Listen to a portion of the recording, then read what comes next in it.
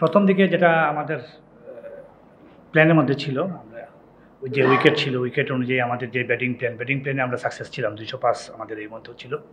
But এখানে যে পরের উইকেটের যে বিহেভ, তারপর মাঠের যে বাউন্ডারিটা আসলে 65 ছিল, এটা আসলে ডিফিকাল্ট, এটা এই রানটা ইয়ে করা। আর বেসিক্যালি আরেকটা জিনিস হচ্ছে কি, আমাদের সত্যিকার করতে গেলে আমাদের দলেও একটা বোলারের শট ছিল, এর জন্য এই জায়গাতেই আমরা পিছিয়ে গেছি।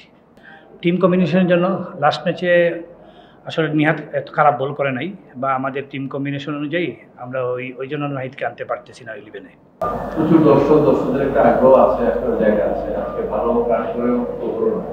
নেক্সট ম্যাচগুলোতে আপনি তাদের জন্য কি বলবেন বা কি আশা করেন?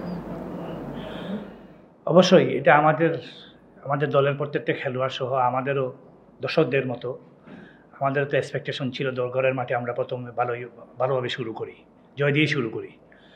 তো আশা করি আমাদের একটা ডিপার্টমেন্ট, আসলে 3টা ডিপার্টমেন্টে আমাদেরকে ভালো করতে হবে যদি ভালো কিছু করতে হয়।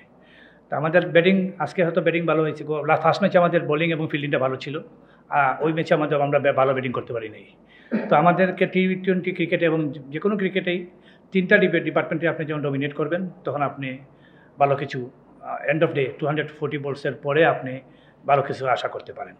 তো আমাদের প্ল্যান থাকবে ইনশাল্লাহ আমরা ওইভাবেই কামব্যাক করার জন্য, যে আমরা যাতে 3টা ডিপার্টমেন্টে ডমিনেট করতে পারি নেক্সট ম্যাচে। জাকির আলী যে ফিনিশিংটা দিয়েছে সেটা নিশ্চয়ই আপনাদের জন্য ভবিষ্যৎ অনেক টুর্নামেন্টে বড় একটা জায়গা আছে, জাকির আলী যে ফিনিশিংটা দেয়া আছে।